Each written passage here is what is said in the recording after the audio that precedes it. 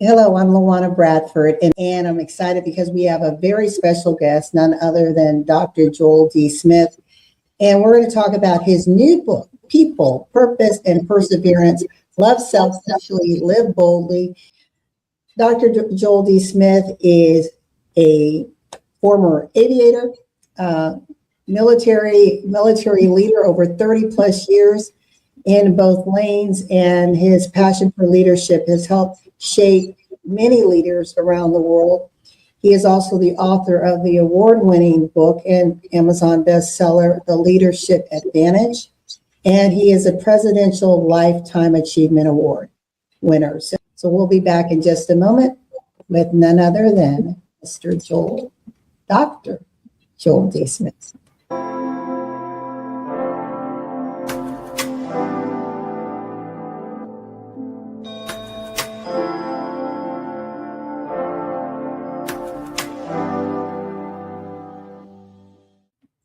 How's it going, Joel? It is going quite well, Luan. How are you? I'm doing well. Thank you for joining us.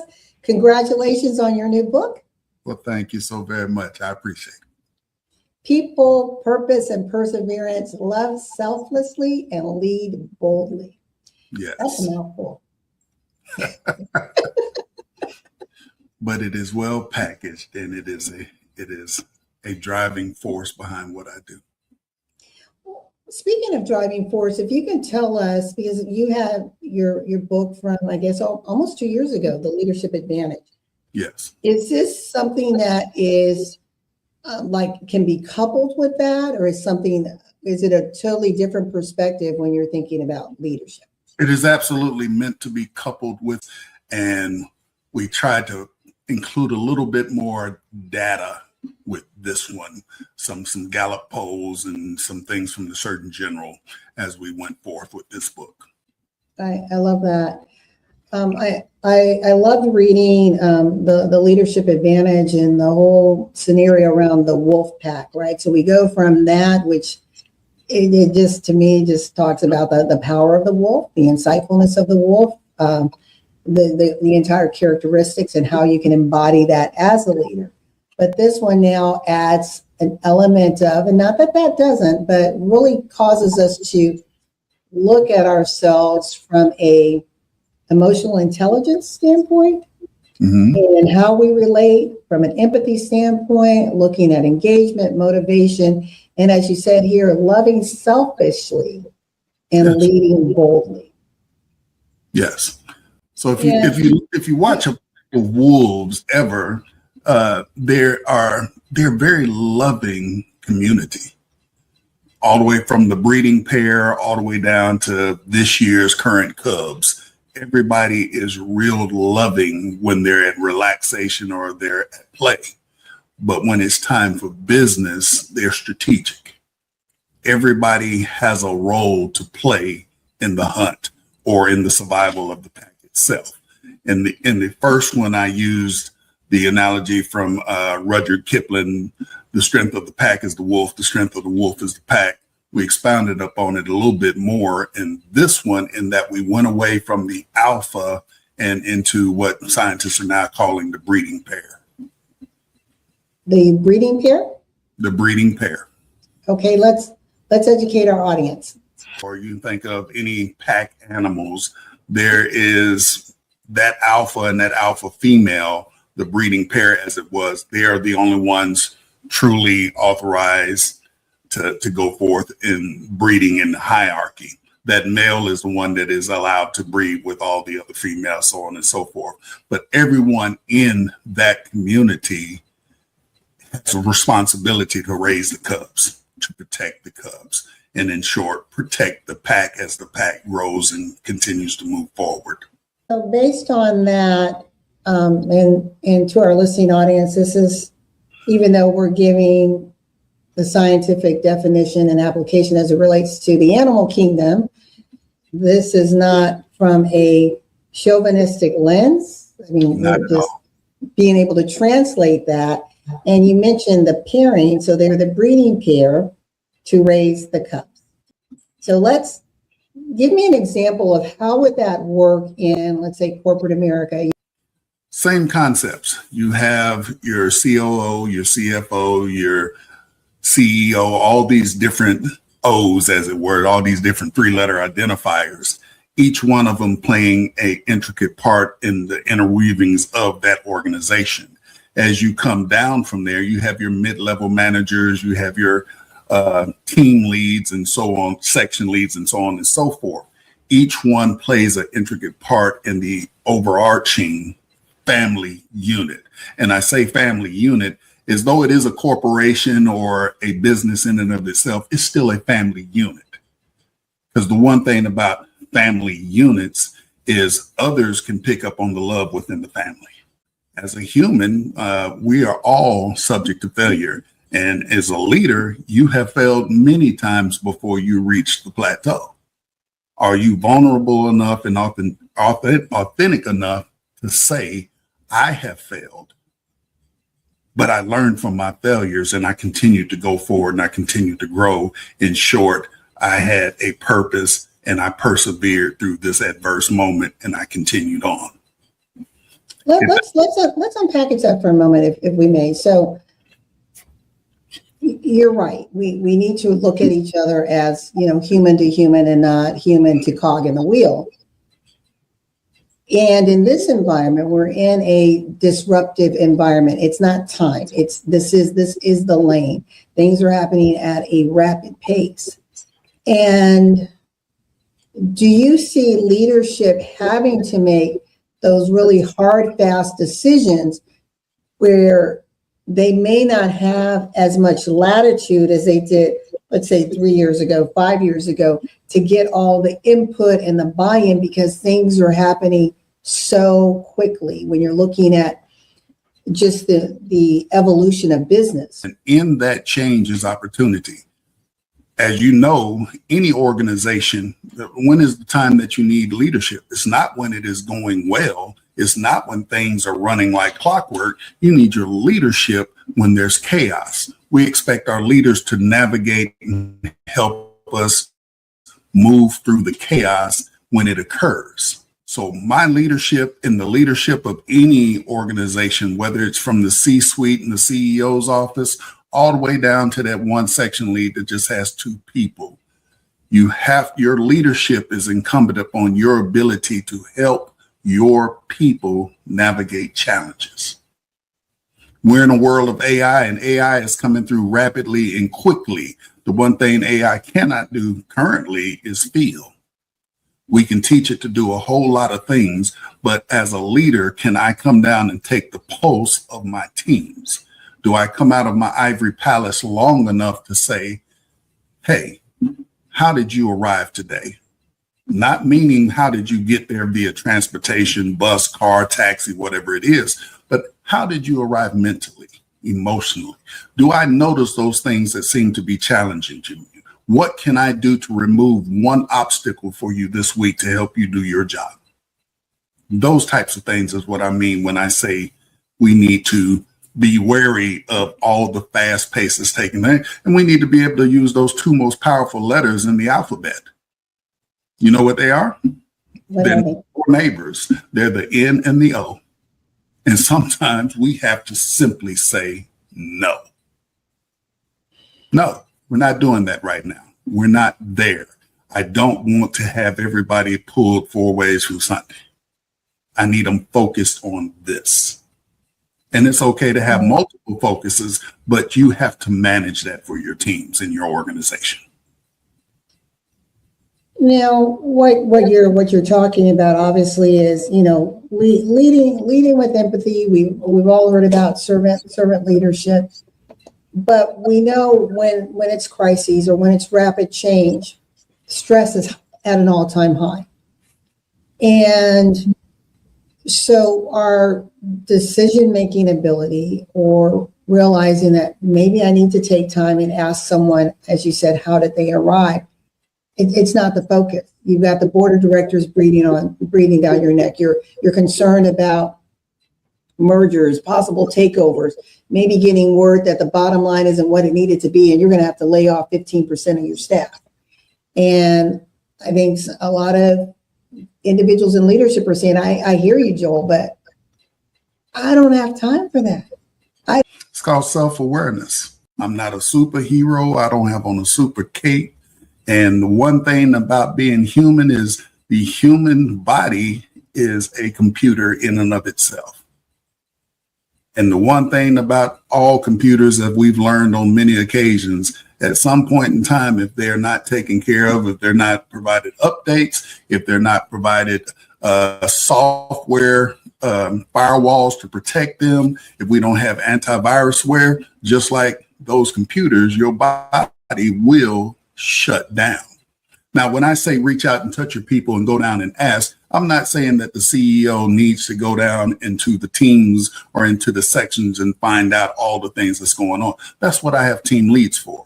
That's what I have managers for. That's what I have area supervisors for. That is what I'm expecting of them.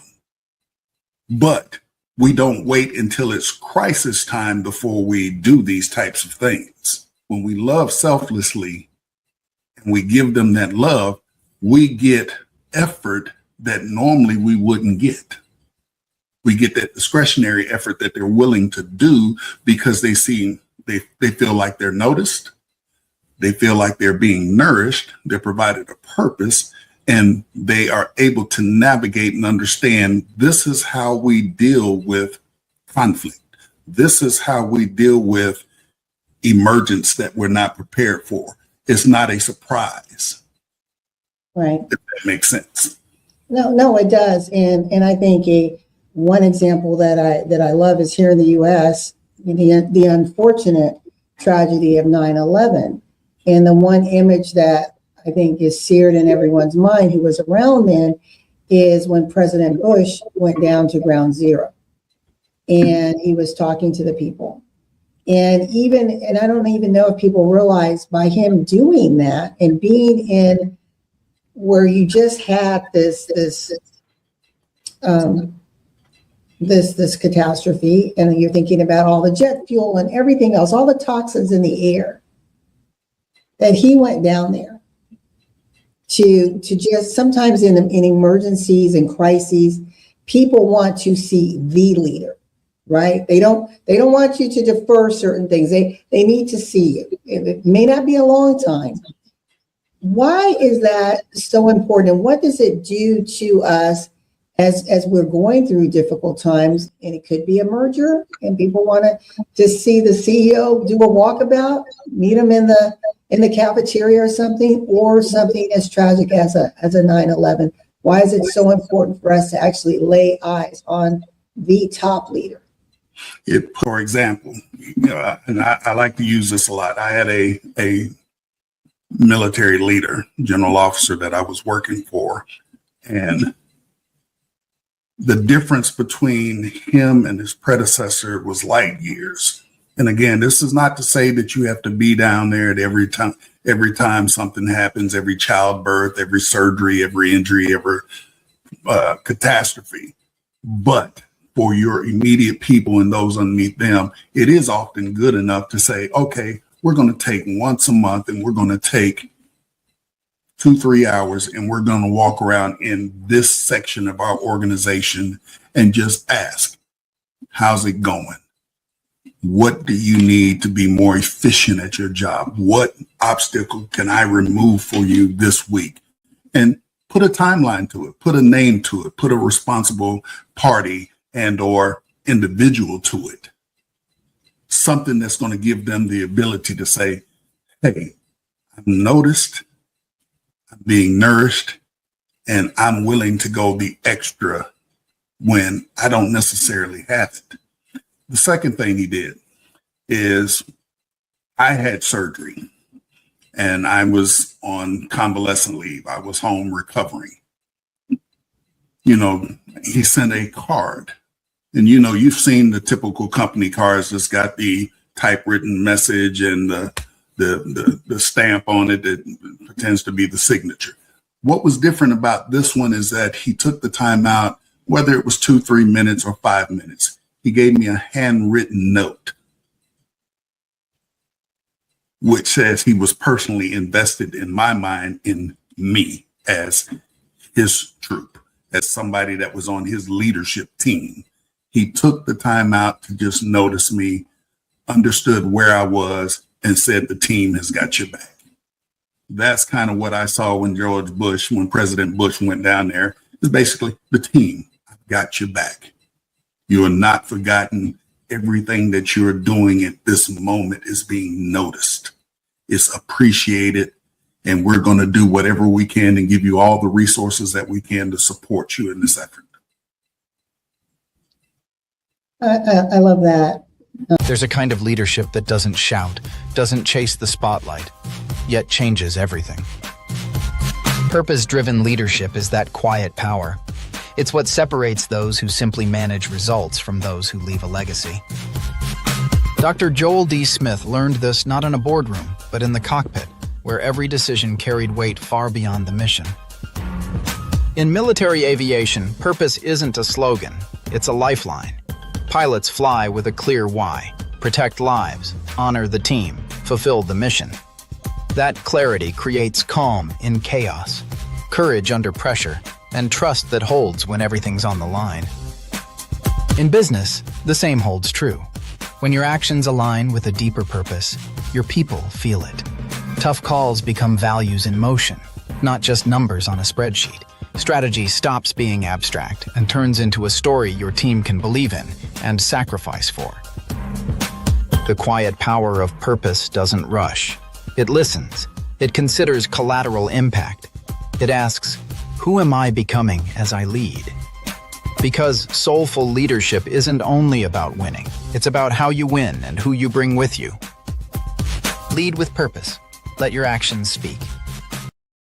How can your book give hope to a leader today who may find themselves in that place to where they can be empathetic and love selflessly as they have to carry out this mandate, but then again, lead boldly, aligning to the mission at hand? Thank you for posing that to me. And it's a very challenging question to address. Looking at all the things that took place over the course of the last year and a half in our government, as it was with our federal workers, chaos was running amok. And in that chaos, it was exceptionally challenging for those individuals that were in charge of departments, sections, even full organizations, divisions, corps. It was exceptionally challenging for them because their input was not only the soldiers, it was the federal employees, the Department of Army civilian, Department of the Navy civilian, Air Force, Marines, all those civilians that were impacted by it. And it was based not on performance. It was just simply based on, we're making cuts because this has become too big. And the comparison of what the departments look like back during World War II or during the 40s and 50s during the Korean War to where they are now. Yes, the departments are exceptionally larger, but the footprint and the reaction in the world is exceptionally faster than it was back then. You didn't necessarily have the internet. You didn't have necessarily satellite phones, all these things where information is at your fingertips. AI didn't exist quite yet. So now we're looking at all these tools that supposedly can replace everything. I would hesitate to give a definitive answer on how people purpose and perseverance can help you, but I can say this is where the love selflessly and leading boldly comes into play. Bad news doesn't get better with time. I think your book gives us a little answer to the question in a way that it's not prescriptive, but it just helps you to assess if you're in that press.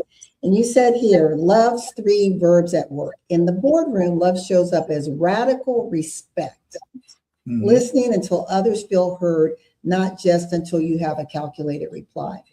And even in a rapid change, right? Hey, these people have to be gone in a week or so. There is a way. How do we get mass communication out? How do we, like you said, trickling down those messages so that the top executive, may not be able to talk to every person, but they report to someone. So how do we, centralize that message? But this, I love what you said here. You said love's 3 verbs at work. Notice, see who they really are, nourish, fuel their growth, navigate, walk beside them when the path turns rocky. That's powerful. Because I just think about when I've gone through things, whether it was a reorg or whatever, I can't really say that anyone in leadership was walking beside me.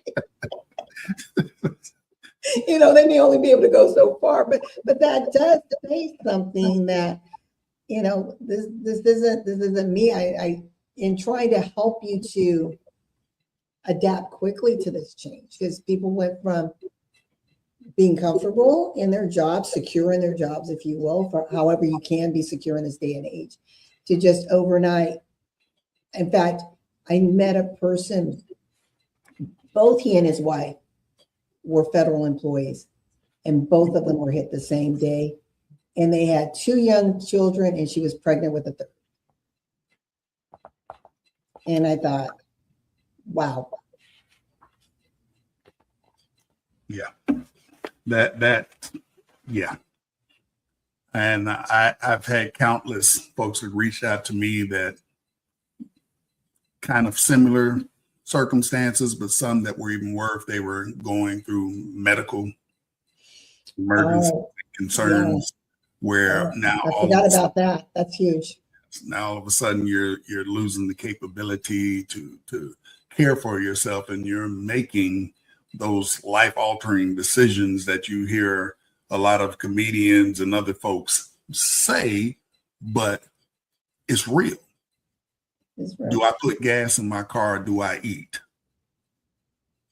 Do I take a whole tablet of my medication, or do I start cutting it in half? Do I take half a shot? Those were realistic events in the lives of many, many people. And that goes back to, I know you said notice, nourish, and navigate, but that goes back to the bad news does not get better with time. The fact that some leaders immediately started communicating, this is out of my hands, this is coming down the pipe, but I want you to hear it firsthand from me. And I need you to also understand that I'm not exempt from this either, because they weren't. Yeah. And some took it, like you said, a step forward and said, I'm going out the door with you. I refuse to do this to my team, my people, as it was, because they saw their people as the heartbeat of everything that they did. They weren't just line items on an Excel spreadsheet or a Google document. They were the lifeblood of everything that they were doing, because they knew they didn't get to where they were without the people. Power of the Pen with Luana Bradford, expanding the impact and influence of authors from around the world. If you want to change the world, pick up your pen and write, said Dr. Martin Luther King Jr. Books are uniquely portable magic. Power of the Pen spotlights authors from around the world. Listen as authors share messages that educate, motivate, inspire, and entertain. Join us each Sunday at 2 p.m. Eastern on e360tv.com. People, Purpose, Perseverance, Love Selflessly, Lead Boldly by Dr. Joel D. Smith. What did you talk about transformation throughout this book?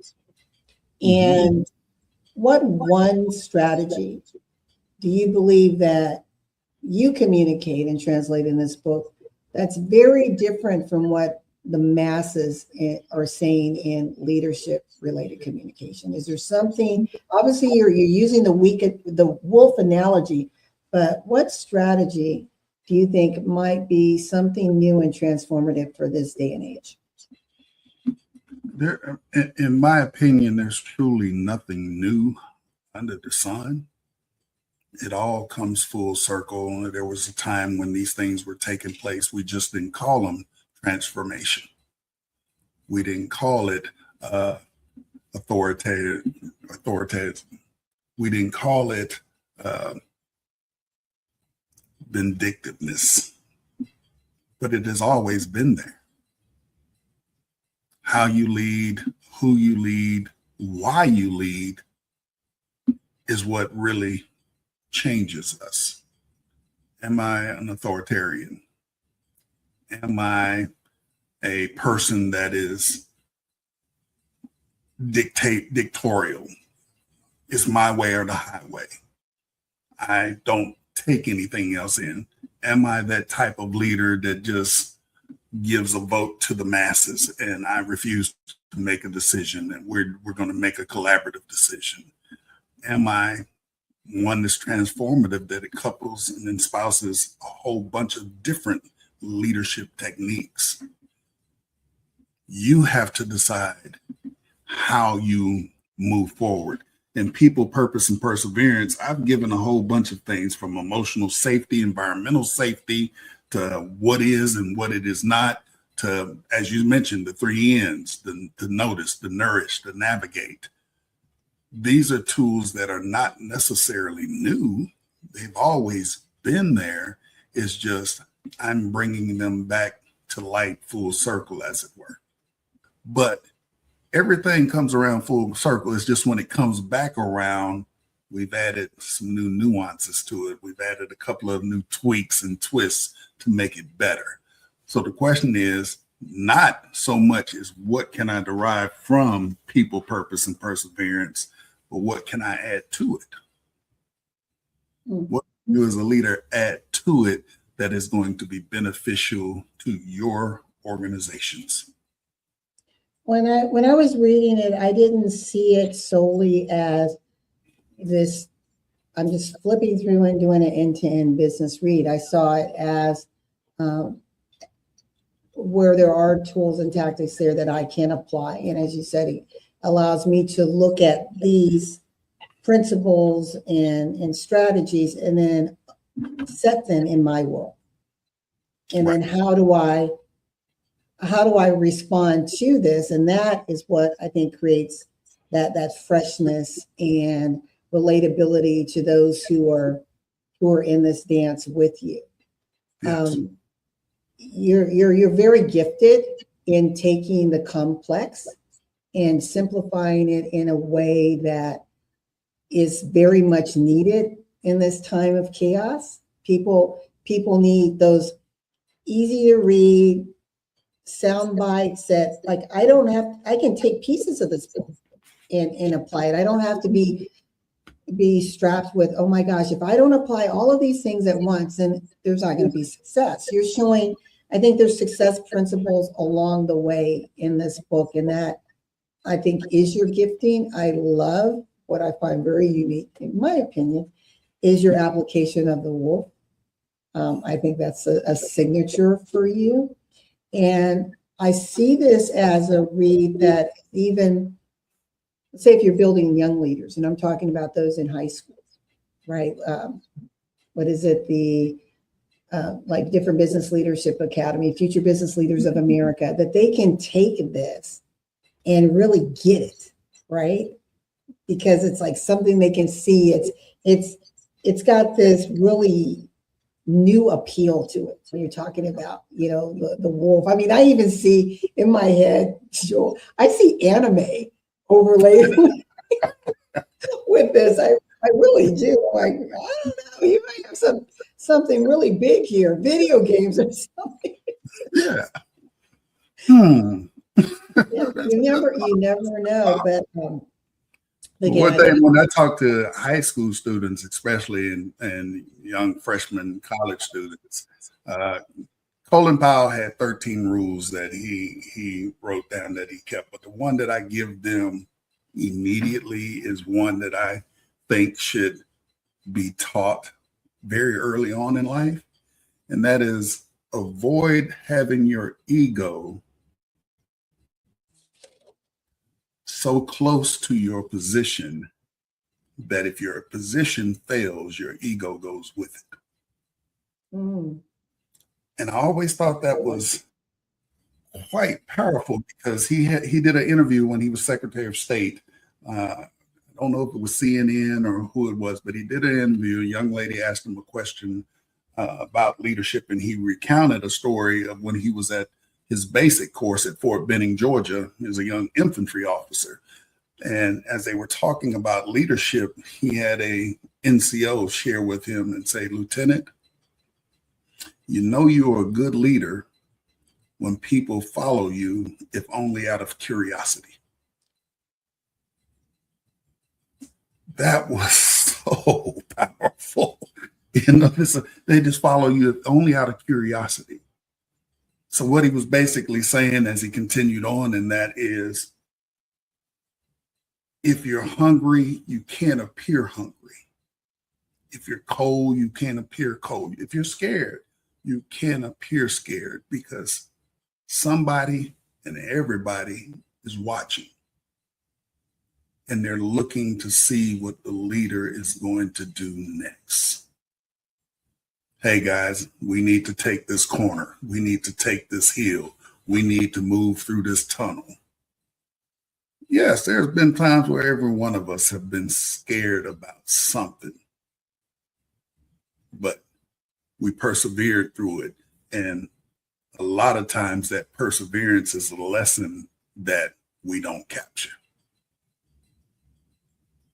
And it's a lesson that needs to be captured and shared, because it's going to teach us how to fight our way out of all these adversities that we're facing. As a leader in your 30 plus years, when you look back, what has been what appeared at the time to be insurmountable challenge that you faced and faced successfully, and now you look back and you're like, wow, that was amazing? And I'm talking about from the impact or influence that you had on others' lives, right? Not the things, but the people impact.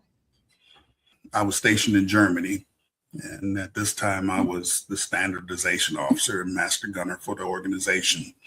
And we had a young officer that experienced a terrible loss, terrible loss. He was going through it, found out that he had a son, and before he could get to know his son, the child tragically lost his life, was hung on a clothesline at the age of 2. Now you're on the other side of the Atlantic from the family, from your son, and you get this news. And the only thing that he wanted to do was, he just didn't want to be here anymore. So I grabbed him before we left work and had him spend the night with me and my family, where he slept on my couch and I slept in my chair for basically Friday, Saturday, and Sunday night, just so I could keep an eye on him. And it was the mere fact that somebody who wasn't related to him, didn't look anything like him, wasn't even from the same part of the country as him, was there for him, gave him new life. And he went on to get promoted on up the chain before he retired. He came over from the Navy, came into the Army, became a pilot, did a lot of things, and retired as a Chief Warrant Officer 4. And I still see products from him, and I talk to him every blue moon. It's been a while since we last spoke, but he's thriving. He's married, he's got his family. And I think often, had I not watched him, kept an eye on him, what could have happened? Because whenever you lose somebody like that, the first thing that everybody goes through is, what did I miss? Right. Why didn't I call one more time? I knew something was wrong. I felt something was wrong, and I didn't say anything. That was one time that I said something. And because of that, I feel that he himself worked his way through Right. that chaos, regained his energy, and continued to move forward and excelled. And it wasn't because of Joel, it was because of Joel being present, even if it was just to sit there and watch. And that goes back to what you're saying in your book about loving selflessly. Yeah. Sometimes it's just that presence, just being there. We are almost out of time, Joel, and I would like to turn it over to you. If you could take a few minutes to read something from your book, and then leave us with a lasting tip or point to consider as we are navigating these waves of change, because we need to remember it's all about people, purpose, and perseverance. Love selflessly and lead boldly. Yes, ma'am. Thank you so very much again, Luana. I am going to go from chapter 16, where I talk about grit, grace, and guardrails. Pace is a decision. I'm going to start with by the fire. Purpose is not a poster. It is a path, and paths bend. The goal is not to never change. It is to change on purpose. In the cockpit, we say that if you're not correcting your course, you're not flying. You're just drifting. Speed is dangerous without aim. Adjustment is how aim stays true. Why this particular chapter resonated with me more than any other. This book took me just short of a year to finally put together. And it was because I went through one of the most challenging phases in my life, and that I lost both of my parents. I lost my father, what will be a year here, 15 days from now, 4 days before my parents' 66th wedding anniversary, and 11 weeks later, my mother joined him. That was challenging, but it is something that is not unique just to Joel Smith. Now, how we deal with loss is unique to the individuals, but loss is not something that's just unique to one person, one family. It is something that we all experience and will continue to experience. But what it did after I took some time to heal, and I have friends and coaches as well, they helped me to realize that I needed to write about that chapter in particular.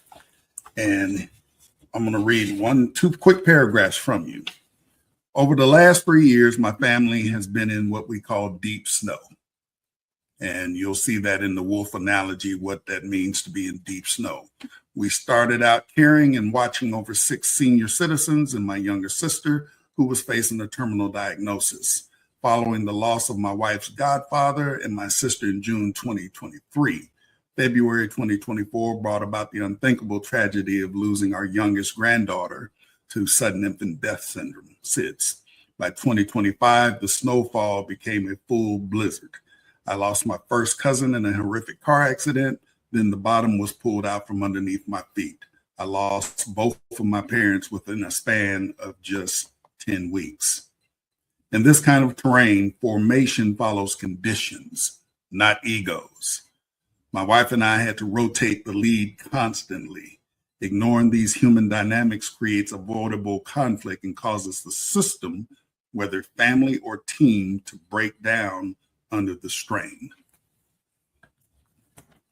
It is important when you're loving selflessly and leading boldly that you understand that there's nothing that requires you to be out front all the time. As a leader, self-care is just as important as taking care of your team. Sometimes you do have to say, no, I can't be at this speaking engagement. I cannot attend this conference. I cannot do all these things and still be effective. And there are times where you have to bite the bullet, and what would have been 8 hours is now a 12-hour day. In some instances, I've worked 14, 16-hour days. But that in and of itself is not sustainable. Neither is you being out front all the time. pass off taskings. Allow your people to show you what they can do. It's all right to provide course corrections, to provide a puff of wind to get them back on course, but allow them to make some mistakes. Don't want mistakes that's going to be catastrophic to the organization, but it's okay to make a mistake. And it's okay to let them know that you've made mistakes, but you learn from them. We taught others, we persevered, we moved forward, and it goes right back around. It's a circle.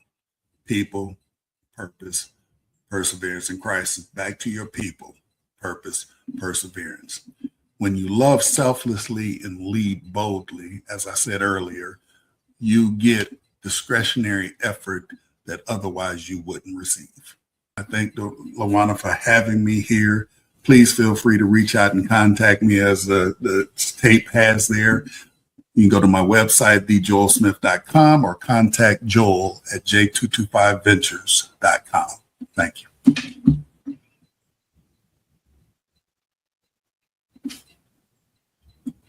I think you might be muted. Thank you so much, Joel. Thank you for reading an excerpt of your book and sharing deep transparency with us. And I think even when we're thinking about leaders, it's okay to be transparent. It's okay to let them know, as you mentioned earlier in our talk, you're human too, right?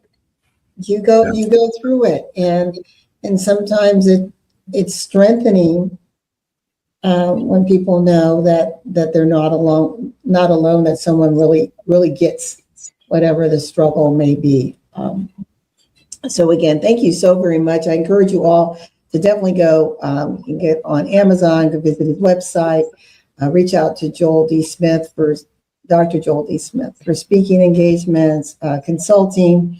If you have some issues that you're feeling that your team is facing and you want someone to come in as an objective eye to help you all navigate this changing and disruptive environment, Dr. Joel D. Smith is someone that you want to have at your table, as well as think about bringing these books in for your leadership team to read. People, Purpose, and Perseverance, Love Selflessly and Lead Boldly, and also author of The Leadership Advantage. And you'll learn all about the nuances with wolves, right, Joel? Just a little bit. I won't say that I'm an expert, but I do love them.